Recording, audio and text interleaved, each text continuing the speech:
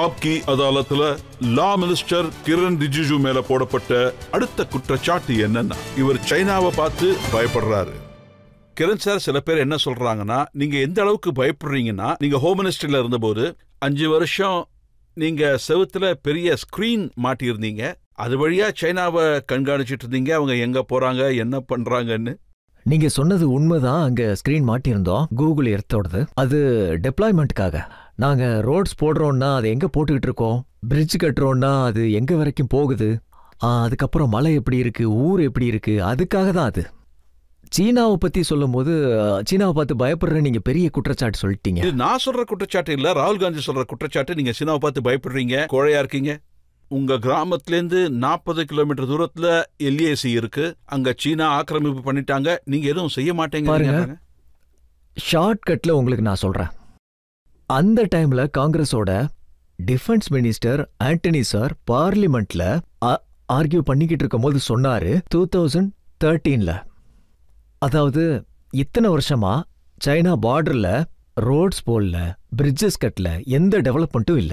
ஏன்னா சைனாவை பார்த்து பயந்துகிட்டு இருந்தாங்க. ஒருவேளை ரோடு போட்டோம்னா அதன் மூலியமா சீனா நம்மளை ஆக்கிரமிப்பாங்க, அதை பயன்படுத்தி நம்மளை அட்டாக் பண்ண முயற்சி பண்ணுவாங்க. இந்த மைண்ட் செட்டோட தான் இத்தனை வருஷமா நம்மளோட முழு பார்டர் ஏரியாவும் உள்ளுக்குள்ள டெவலப்மெண்ட் இருக்கு. மோடிஜி 2014ல பிரதமரா பதவி ஏற்ற அப்புறம் எல்லா பாலிசியும் மாத்திட்டாரு.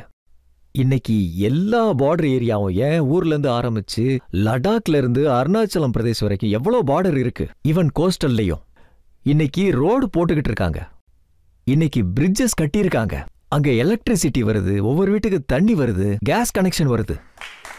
ஸோ ஒருவேளை காங்கிரஸ் மாதிரியான அந்த மைண்ட் செட்ல வேலை செய்யறாங்கன்னா, அதிலேயே யோசிக்கிறாங்கன்னா, மோடிஜியும் பார்டர் ஏரியாவெல்லாம் அப்படியே வச்சுக்கிட்டு இருந்திருப்பாரு. அப்படியே விழுந்து கிடங்க, டெவலப்மெண்ட்டா எதுவும் வேண்டாம், அப்பதான் உள்ள யாரும் வர முடியாது. ஸோ இதெல்லாம் சொல்றாங்கல்ல, ராகுல் காந்தி ஒவ்வொரு நாளும் சைனா சைனா சைனான்னு கத்திக்கிட்டு இருக்காருல்ல, இவருக்கு தெரியாது. அதாவது நேருஜி டைம்ல இருந்து அங்க ஆரம்பிச்சு இப்போ சோனியா காந்தி டைம் வரைக்கும் இவங்க பார்டர் ஏரியாவை பண்ணி வச்சிருக்க நிலைமைக்கு இவங்க மன்னிப்பு கேட்டாலும் எனக்கு நிம்மதி கிடைக்கவே கிடைக்காது. இவங்க அந்த அளவுக்கு ஏழைகளை அங்க சிஸ்டமாக்கி ரொம்ப கீழ் நிலைமைக்கு தள்ளி வச்சுட்டாங்க. அந்த ஏரியாஸை பத்தி நல்லா தெரியும், நீங்க அங்க இருந்த ஒரு மெம்பர் ஆஃப் பார்லிமெண்டாவும் இருக்கீங்க. ஆமா ரஜிச்சி, நான் சொல்லணும்னு நினைச்சேன். ஆரம்பத்துல நான் ஏரோப்ளேனை தான் முதல்ல பார்த்தேன், கார் அதுக்கப்புறம் தான் பார்த்தேன். ஏன்னா அங்க எங்களுக்கு ரோட்ஸே கிடையாது, எதுவுமே இல்லை. ஆனா சைனா வார்க்கு அப்புறம் 1962க்கு அப்புறம் ஃபைட்டர் ஏர்கிராஃப்ட்ஸ் ட்ரைனிங் எடுத்துக்கிட்டு இருப்பாங்க. எங்க ஊருக்கு மேல நிறைய ஃபைட்டர் ஏர்கிராஃப்ட் சுத்திக்கிட்டு இருக்கோம். அதனால தினமும் காலையில 7 மணிலிருந்து ஈவினிங் 4 மணி வரைக்கும் நாங்க ஏரோப்ளேனை தான் பார்த்துக்கிட்டு இருப்போம், ஃபைட்டர் ஏர்கிராஃப்ட்ஸ. வண்டியை நான் ரொம்ப நாளைக்கு அப்புறம் தான் பார்த்தேன். அப்பா கூட நான் வெளியே போனேன், டிஸ்ட்ரிக்ட் ஹெட் குவார்ட்டர்ஸ் கிட்ட போய் சேர்ந்தேன். அப்பதான் என்னோட வாழ்க்கையில நான் முறையா வண்டியை பார்க்கறேன். ரொம்ப வருஷத்துக்கு அப்புறம் தான் நான் காரையே பார்த்தேன் சார். ஆனா அருணாச்சல் பிரதேஷ்குள்ள சைனா 4.5 கிலோமீட்டர் உள்ள வந்து ஆக்கிரமிப்பு பண்ணிட்டாங்கன்னு சொல்றாங்களே, இதுல எந்த அளவு உண்மை இருக்கு? இந்த விஷயம் நான் ரொம்ப கவலையோட தான் சொல்றேன் சார். ஆனா இதுல எனக்கு அவரோட தந்திரம் தான் தெரியுது.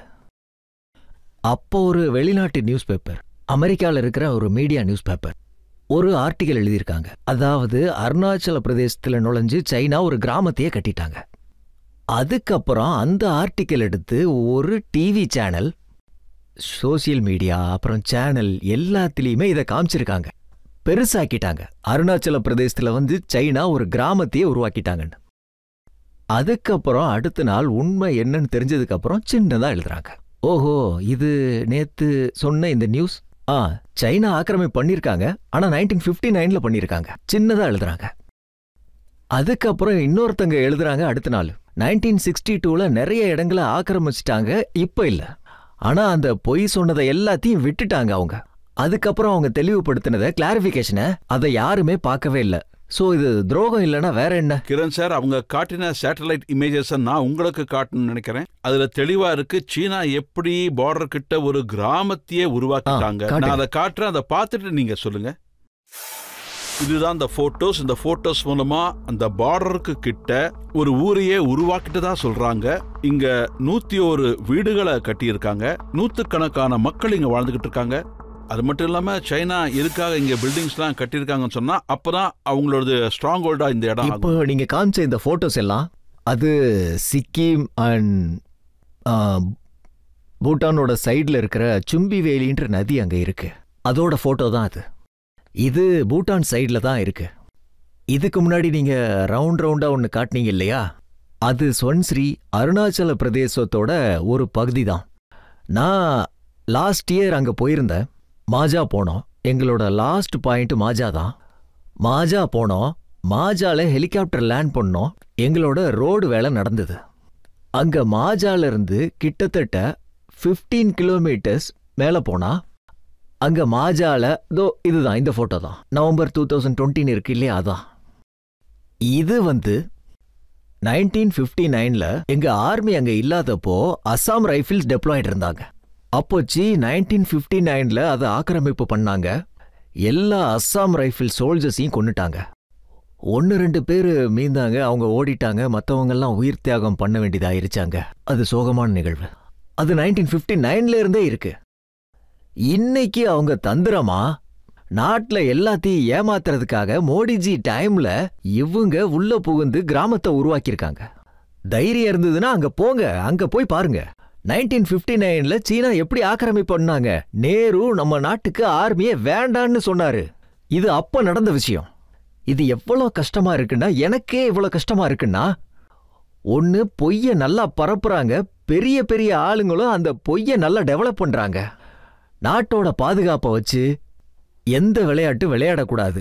நாடு மோடிஜி தலைமையில மட்டும்தான் சிறப்பா இருக்கும். அதை நான் உறுதியா சொல்றேன். இவங்க இதுக்கு முன்னாடி நிறைய பிரச்சனை பண்ணிருக்காங்க. ஆனா அவங்க ஒத்துக்கிறது இல்ல. அவங்க என்ன சொல்றாங்கன்னா, சைனா வாருக்கு தயாராகிட்டு இருக்கு. ஆனா நாம ஈவெண்ட் மேனேஜ்மெண்ட் பண்ணிக்கிட்டு இருக்கோம். அவங்க என்ன சொல்றாங்கன்னா, சைனா சோல்ஜர்ஸ் அருணாச்சல் பிரதேஷ்ல நம்ம சோல்ஜர்ஸை அடிச்சிட்டாங்கன்னு சொல்றாங்க. முதல்ல நீங்க சொல்லுங்க. ராகுல் காந்தி சொல்லியிருக்காரு சைனாவோட ஆர்மி இந்தியாவை அடிச்சு துவச்சிட்டாங்கன்றாரு. இந்த வார்த்தை எவ்வளவு அவமானத்துக்குரியது. இப்ப அவங்களால அடிக்கவே முடியாது சார். இப்போதைக்கு நான் இதை எக்ஸாஜரேட் பண்ணி சொல்லவே மாட்டேன். காங்கிரஸ் ஆட்சி இருக்கும்போது இருந்த ஆர்மி எந்த நிலைமையில இருந்துச்சோ இப்ப அந்த ஆர்மி இல்லவே இல்லை. நாம சண்டை போடணும்னு நான் சொல்லவே இல்லை. ஆனா நம்மளோட டெரிட்டோரிய பாதுகாப்பா வச்சுக்கிறதுக்காக மோடிஜி பண்ண வேலை இது ரொம்ப சென்சிட்டிவான விஷயம். இதை நான் மாற தட்டி சொல்ல மாட்டேன். ஆனா மோடிஜி இப்ப பண்ணிக்கிட்டு இருக்கிறது யாராலையும் பண்ணவும் முடியாது, அவங்களால யோசிக்க கூட முடியாது. மக்கள் யாராவது இதை பத்தி ஏதாவது சைனா ரிலேட்டடா கேள்வி கேட்கணும் நான் கேட்கலாம் சார். டெஃபினெட்லி நீங்க சைனா பார்டரையும் இன்ஸ்பெக்ட் பண்ணிருப்பீங்க. அதோட கூட விசிட்டும் பண்ணிருப்பீங்க. நம்ம ராணுவ வீரர்களோட நீங்க பேச்சுவார்த்தையும் நடத்திருப்பீங்க. ஸோ நம்ம ராணுவ வீரர்கள் என்ன சொல்றாங்களோ that should be our final wording. That should be full and final. That should be controversy all at all. ஆமா, ஆர்மி கிளியர் கட்டா நிறைய விஷயங்கள் சொல்லிருச்சு. காங்கிரஸ் பார்ட்டி இதை ஒத்துக்க மாட்டாங்க. ஆர்மி சொல்றதே ஒத்துக்கல. இப்போ முந்தா நேத்தும் காங்கிரஸ் பார்ட்டியோட ஸ்டேட்மெண்ட் வந்தது. அதாவது சர்ஜிக்கல் ஸ்ட்ரைக் பண்ணதுக்கும் பாலகோட் ஸ்ட்ரைக் பண்ணதுக்கும் ப்ரூஃப் வேணும்னு சொல்றாங்க. ஸோ ஆர்மியோட ஃபைனல் வேர்ட்ஸை யாரும் ஒத்துக்க மாட்டாங்க. இது நான் சொல்றது இல்லையே. டிஃபென்ஸோட சீனியர் அஃபீசியல்ஸ் அவங்க தான் இதை சொல்றாங்க. ஆனா டிஃபென்ஸ் தரப்புல இருந்து ஏதாவது சொல்லிடுறாங்கன்னா அதை பத்தி அரசியல்வாதிகள் கேள்வியே கேட்க கூடாது. கிரண் சார், பலமுறை ராகுல் காந்தி நல்ல விஷயங்களை சொல்றாரு. சைனா கூட எப்படி சண்டை போடணும்னு சொல்றாரு. சோல்ஜர்ஸ்லாம் எப்படி வேலை செய்யணும்னு. அதுக்கான ஒரு உதாரணத்தை நான் இப்ப காட்டுறேன். அது எல்லாரும் கத்துக்க வேண்டிய விஷயமா தான் இருக்கு. You are using the Indian Army, the Indian Navy, the Indian Air Force to protect India from China. If you use India's laborers, India's farmers, India's workers, you will not need the Army, Navy and Air Force to be standing over there. China will not have the guts to come inside. லேபரர்ஸையும் ஃபார்மர்ஸையும் gather பண்ணா army தேவையே இல்லைங்கிறாரு. இது ராகுல் காந்திஜி கொடுத்த இந்த statement இருக்குல்ல, கேட்ட அப்புறம் என்ன தோணுதுன்னா, நேருஜி ஒரு காலத்துல ஒன்னு சொல்லியிருந்தாரு. அதாவது இந்தியன் ஆர்மியை பேன் பண்ணிருங்க. ராகுல் காந்தி அதே ஸ்டேட்மெண்ட்டை கொஞ்சம் இம்ப்ரூவ் பண்ணி இப்ப சொல்றாரு. விவசாயிகளை லேபரர்ஸ் சண்டை போட சொல்றாங்க. இந்த மாதிரி ஸ்டேட்மெண்ட்டுக்கு பதில் சொல்றத கண்டிப்பா நான் ஒருபோதும் ஒத்துக்க மாட்டேன். ஆனா இந்தியன் கவர்மெண்ட் தூங்கிக்கிட்டு இருக்கு அப்படின்னு ஒரு பெரிய குற்றச்சாட்டை சுமத்தி இருக்காரு. சைனா போருக்கான ஏற்பாடுகளை பண்ணிக்கிட்டு இருக்கு. அவங்க எப்ப வேணா அட்டாக் பண்ணுவாங்க, வார் நடக்கும். ஆனா நீங்க எல்லாத்தையும் இக்னோர் பண்றீங்க, நீங்க கோழைங்கன்னு சொல்றாரு. இந்த எல்லா விஷயங்களையும் டிஃபென்ஸ் பாலிசிஸ், டிஃபென்ஸ் எக்ஸ்பர்ட்ஸ் எல்லாம் பார்த்துக்கிட்டு தான் இருக்காங்க. அந்த லெவல்ல இதுக்கான டிஸ்கஷன் நடக்கணும். பப்ளிக் டொமைன்ல போர் எப்படி நடக்கணும், எப்போ நடக்கணும்னு இதை ராகுல் காந்தியும் சொல்லக்கூடாது, வேற யாரும் சொல்லக்கூடாது. எனக்கு நிறைய விஷயங்கள் தெரியும், எங்க ஊர்ல பார்டர்ல என்ன நடக்குதுன்னு தெரியும். ஆனா இதை எப்பயும் வெளியே சொல்லக்கூடாது யார்கிட்டையும். ராகுல் காந்தி மாதிரி ஆளுங்க அவரோட வார்த்தைகளை கவனமா கண்ட்ரோலா பேச கத்துக்கணும். என்ன பேசணும்னு அவங்களுக்கு தெரியணும். எது நாட்டுக்கு நல்லது, எது நாட்டுக்கு கெட்டது, அட்லீஸ்ட் இதுக்கான வித்தியாசம் தெரியணும்ல. அவர் சைனீஸ் அஃபேர்ஸ்ல எக்ஸ்பர்ட்டுங்கிறதுனால இப்படி எல்லாம் பேசுறாரா? அவரை எல்லா விஷயத்திலயும் எக்ஸ்பர்ட்னு அவர் நினைச்சுக்கலாம். அவருக்கு கொடுக்கப்படுற ஸ்கிரிப்டை தாண்டி பேசினதுனால அவர் பார்ட்டிக்கு தான் இழப்பு. கிரண் சார், இன்னைக்கு நியூஸ் பேப்பர்ல ஒரு ஆர்டிக்கல் வந்திருக்கு. அதுல என்ன வந்திருக்குன்னா, சூப்பரிண்டெண்டன்ட் ஆஃப் போலீஸ் லே பிடி நித்யா அவங்க என்ன சொல்லியிருக்காங்கன்னா, security forces have lost access to 65 patrolling points in Leh Ladakh. இந்தியாவுக்கும் சைனாக்கும் இடையில இருக்கிற பார்டர்ல 1000கணக்கான கிலோமீட்டர் டிஸ்டன்ஸ்ல ரிமார்கேஷன் இல்ல. சில நேரங்கள்ல பெட்ரோலிங் பண்றாங்க, சில நேரங்கள்ல ஸ்னோ அங்க அதிகமா விழுகிறதுனால அங்க போய் சேர முடியல. ஏன்னா டிமார்கேஷன் பண்ணல. பிரிட்டிஷ்காரங்க இருந்த காலத்திலிருந்து அங்க கல்லை வச்சு எந்த சைனும் இருக்காது, இல்லைனா பில்டிங்கோ வேற எந்த ஸ்ட்ரக்சரும் இருக்காது. ஸோ இந்த மாதிரி இடங்கள் 16, 17, 18,000 ஃபீட் வரைக்கும் -30, -40 டிகிரி இருக்கும் விண்டர்ல. அந்த மாதிரி டைம்ல மக்களால் போய் சேர முடியாது. ஆனா மற்ற டைம்ல டைம் டு டைம் பெட்ரோலிங் பண்ணுவாங்க. எங்கேயாவது இடம் இருந்ததுன்னா அங்கேயே ஸ்டே பண்ணுவாங்க.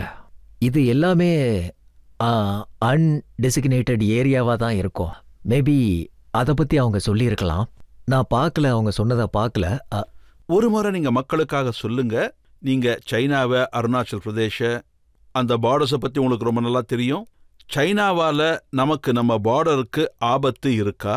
நம்ம ஆர்மி இதை எதிர்கொள்றதுக்கு தயாரா தான் இருக்காங்களா?